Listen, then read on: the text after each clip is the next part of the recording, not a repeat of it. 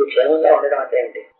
శారీరకంగా, భౌతికంగా, ఇల్లు వాకిలి, ఆర్థికంగా క్షేమం, సాంఘికంగా క్షేమం, సంఘంలో కూడా మీకు మంచి పేరు, మీకు శత్రువు లేకుండా ఉండాలి, మానసికంగా, ఇమోషనల్ గా,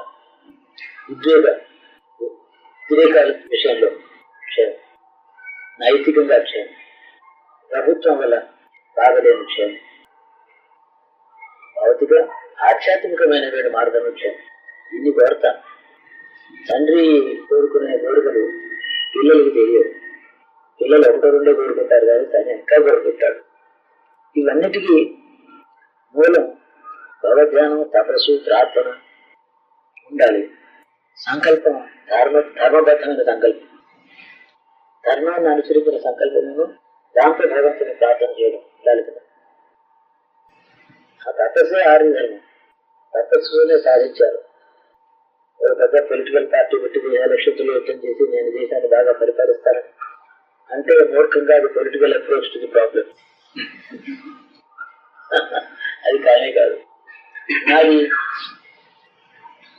ఒక వ్యక్తిగా నాలో ఉండేటువంటి చైతన్యం, నాలో అనేక యుగములు తాలూకు కాలజ్ఞానం ఏదైతే ఉన్నదో అదంతా కూడా ఒక పెద్ద సమాజానికి క్షేమం, ఒక ఇన్ని విధములైన క్షేమం అందరికీ కోరినప్పుడు తర్వాత దాంతో మీకు ఉత్తమైన కోరుతూ ఉంటాను. మీకు కోరుతున్నప్పుడు సంఘాన్ని విషయం కోరుతూ ఉంటాను. నా వాళ్ళు బాగుంటే చాలే అదే దాని అర్థం. నా కుటుంబం బాగుండాలి అంటే నా వాళ్ళనే మాట అయితే ఆ నలుగురు పిల్లలు బాగుంటే చాలే అనిపిస్తుంది. ఆ తర్వాత వాళ్ళు కూడా నా జీవితం బాగుంటే చాలే అనిపిస్తుంది. మంచిది. అసలు కట్నం చేసుకుంటూ వస్తే స్వార్థానికి అంతు లేదు. కాబట్టి విశాలమైనటువంటి దృష్టిలో ఒక 2000 సంవత్సరాల తర్వాత అనేది చాలా హాని జరిగింది. 1000 సంవత్సరాలకి దేశం అంతా సంక్షోభంగా ఉంది. దీని సమస్య ఎలాగా? భారతదేశంలో భారతీయత సంస్కృతి నిలబడతాయా? వీళ్ళే భ్రష్టులు అయిపోయి పడిపోతారా? వీళ్ళే శత్రువులు మిస్బిహేవ్ చేస్తున్నారు. అవగాహన లేదు కదా, వీళ్ళకి నిజం తెలియకనే కదా శత్రువులను ప్రోత్సహిస్తున్నారు. శత్రువులు ఏమో మిత్రులుగా తిరుగుతున్నారు. ప్రభుత్వం లేదు, ధర్మం లేదు. ఎలాగా? కొన్ని భారతదేశానికి ఇతర దేశాల మధ్యలో ఉండే గౌరవం కానీ, ఇంటర్నేషనల్ మార్కెట్లో సెక్యూరిటీ, సేఫ్టీ, ప్రతి గౌరవం కానీ ఏమన్నా ఉంటే అది లేదు. ఇదంతా సమస్య కాకుండా ఎలా ఉంటుంది? ఈ సమస్య ఎప్పుడు ఉంటారు జనత, మనుషుడు ఎప్పుడు ఉండదు. ఒక మనిషి పోతాడు కానీ ఏ విధంగా నీరు ఎప్పుడు ఉండదు, నీరు ఉంటుంది.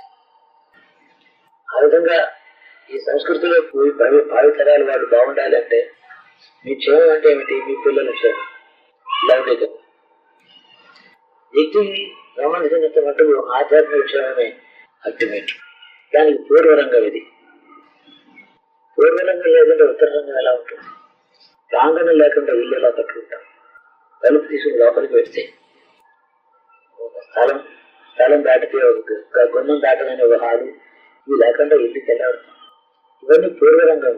పూర్వరంగాన్ని గురించి ఆలోచించగా నాకు నా పని కాదు అనుకున్న వాళ్ళందరూ కూడా వాళ్ళు బ్రహ్మజ్ఞానం సంపాదించి ఉత్తములు, వాళ్ళు ముక్తిని పొందారు. కానీ వాళ్ళ వల్ల లోకానికి ఏం క్షేమం జరిగింది?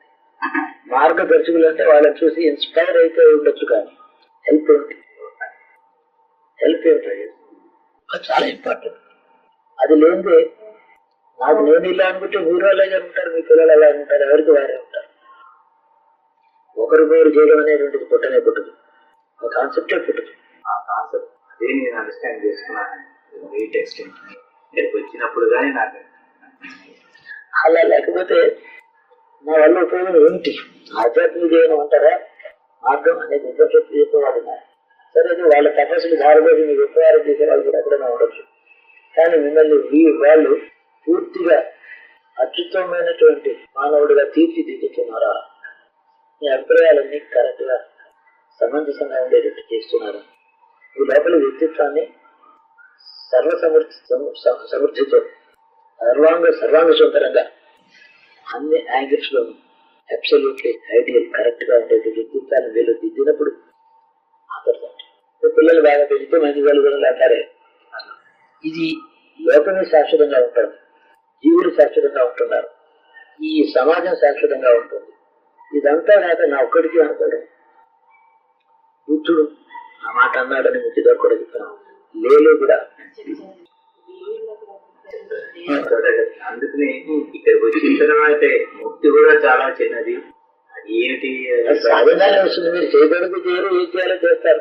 ఇది కావాల్సింది అది కాదు, ఇంకా ఉంది ముందు, ఇంకా ఉంది ముందు అంటే మేము హిమాలయం అనుకుంటున్నప్పుడు ఇంకేం వెనకుందని మాకు అసలు ఆలోచనే. ప్రపంచానికి కళ్యాణం, లోక కళ్యాణం అనే కోరుతున్నవారు. విశ్వామిత్రుడు గోత్రంలో నేను పుట్టాను. ఎప్పుడు కూడా నేను చక్రవర్తిగా పుట్టాను, రాజుగా పుట్టాను. కష్టాలు అనిపించాను, సుఖాలు అనిపించాను, భోగాలు అనిపించాను, తపస్సు చేశాను, ధ్యానం చేశాను. నాలో కృష్ణాంశం ఉంది, శివాంశం ఉన్నది, నాలో బుద్ధుడు ఉన్నాడు.